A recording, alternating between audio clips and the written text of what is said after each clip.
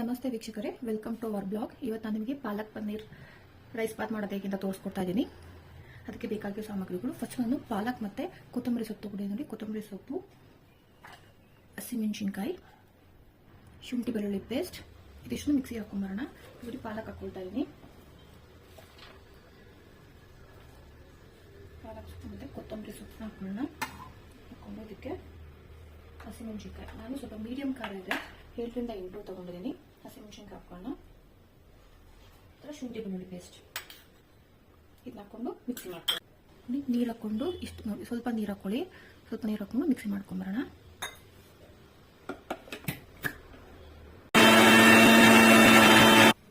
ನೋಡಿ, ಒಲೆ ಮೇಲೆ ಪಾತ್ರೆ ಇಟ್ಕೊಂಡಿದ್ದೀನಿ. ಅದಕ್ಕೆ ನಾನು 5ರಿಂದ 6 ಟೇಬಲ್ ಸ್ಪೂನ್ ಅಷ್ಟು ಎಣ್ಣೆನ ಹಾಕೊಳ್ತಾ ಇದ್ದೀನಿ. ಎಣ್ಣೆ ಬಿಸಿ ಆದ ನಂತರ ನೋಡಿ, ನಾನು ಜೀರಿಗೆ ಹಾಕೊಳ್ತಾ ಇದ್ದೀನಿ. ಮಸಾಲಕ್ಕೆ ನೋಡಿ 5ರಿಂದ 6 ಮೆಣಸಿನಕಾಳು, 4 ಲವಂಗ, ಒಂದೇ ಒಂದು ಮೊಗ್ಗು, 4 ಚಕ್ಕೆ, ಸ್ವಲ್ಪ ಮೆಥಿ, ಇದು ಪಲಾವ್ ಎಲೆ ಒಂದು ತೊಗೊಂಡಿದ್ದೀನಿ. 2 ಏಲಕ್ಕಿ ತೊಗೊಂಡಿದ್ದೀನಿ. ನನಗೆ ಮಸಾಲೆ ಸ್ವಲ್ಪ ಕಡಿಮೆ ಬೇಕು. ನೋಡಿ, ಇಷ್ಟನ್ನು ಹಾಕೊಂಡ್ಬಿಡೋಣ. ಈರುಳ್ಳಿ ಹಾಕೋಣ. ಸ್ವಲ್ಪ ಮೀಡಿಯಂ ಕಲರ್ ಬಂದಮೇಲೆ ಟೊಮೆಟೊ ಹಾಕೋಣ. ಈ ಟೈಮಲ್ಲಿ ಉಪ್ಪು ಹಾಕೋಣ. ಉಪ್ಪು ನೋಡಿ ನೀವು ಹಾಕ್ತೀವಿ. ನಾನಿಲ್ಲಿ ಒಂದು ಪಾವು ಮಾತ್ರೆಯಿಂದ ಚಿಕ್ಕ ಉಪ್ಪು 3 ಸ್ಪೂನ್ ಉಪ್ಪು ಹಾಕೊಂಡಿದ್ದೀನಿ. ಟೊಮೆಟೊವನ್ನು ಮೆತ್ತಗಾಗುತ್ತೆ. ನೋಡಿ, ಇವಾಗ ಮಿಕ್ಸಿ ಮಾಡ್ಕೊಂಡಿದ್ವಲ್ಲ, ಮಿಶ್ರಣ ಹಾಕ್ಕೊಂಡಿದ್ದೀನಿ. ಇದನ್ನು ಹಸಿ ವಾಸನೆ ಹೋಗೋವರೆಗೂ ನಾವೇನು ಮಾಡಬೇಕು, ಹುರ್ಕೊಳ್ಬೇಕಾಗುತ್ತೆ. ಆಡಿಸ್ಕೊಳ್ಳಿ ಹಸಿ ವಾಸನೆ ಹೋಗೋವರೆಗೂ. ಮೊದಲು ಇವಾಗ ಒಂದು ಹಸಿ ವಾಸನೆ ಬಂದಿದೆ. ಈ ಟೈಮಲ್ಲಿ ಪನ್ನೀರ್ ಕ್ಯೂಬ್ಸ್ನ ಇರ್ತಲ್ಲ, ಅದನ್ನ ಹಾಕೊಂಡು ಈ ಕಪ್ಪಲ್ಲಿ 4 ಕಪ್ನಷ್ಟು ಅಕ್ಕಿ ತಗೊಂಡಿದ್ದೀನಿ. ಅದಕ್ಕೆ ನಾನು 9 ಕಪ್ ಅಷ್ಟು ನೀರು ಹಾಕೊಳ್ತೀನಿ. ಇದರಲ್ಲಿ ಆಲ್ರೆಡಿ 2 ಕಪ್ ಯೋಗಿರ್ತಲ್ಲ ಮಸಾಲೆ, ಅದಕ್ಕೆ 2 ಕಪ್ ನೀರು ಹಾಕೊಂಡ್ಬಿಟ್ಟು ಇದಕ್ಕೆ ಮಿಕ್ಸ್ ಮಾಡ್ಕೊಳ್ತಾ ಇದ್ದೀನಿ.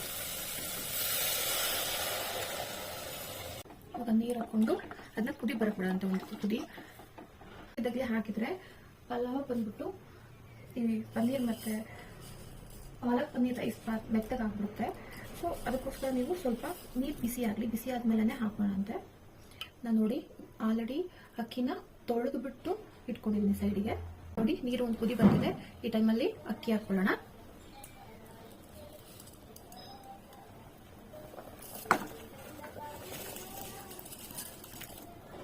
ನೀವು ಅಕ್ಕಿ ಹಾಕಿದ ತಕ್ಷಣ ಕುಕ್ಕರ್ನ ಮುಚ್ಚಬೇಡಿ.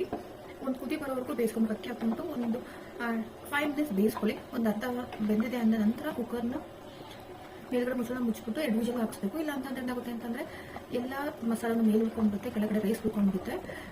ಹಾಗಾಗಿ ಒಂದು ಅರ್ಧದಷ್ಟು ನೀವು ಹಾಗೆ ಬೇಯಿಸ್ಕೊಳ್ಬೇಕು. ನಂತರ ಮುಚ್ಚಳ ಮುಚ್ಚಿಬಿಟ್ಟು ವಿಷಲ್ನ ಕೂಡಿಸ್ಬೇಕಾಗುತ್ತೆ. ನೋಡಿ, ನೋಡ್ತಿರ್ಬೋದು, ಆಲ್ಮೋಸ್ಟ್ ಅರ್ಧದಷ್ಟು ಬೆಂದಿದೆ ಅಕ್ಕಿ ಎಲ್ಲ. ಸೊ ಈ ಟೈಮಲ್ಲಿ ಕುಕ್ಕರ್ ಮುಚ್ಚಳನ ಮುಚ್ಚಿಬಿಟ್ಟು 2 ವಿಷಲ್ ಹಾಕ್ಸ್ಕೊಳ್ಳೋಣ.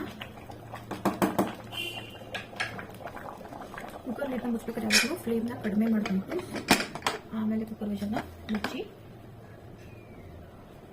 2 ವಿಷಲ್ ಹಾಕೋವರೆಗೂ ವೆಯ್ಟ್ ಮಾಡೋಣ.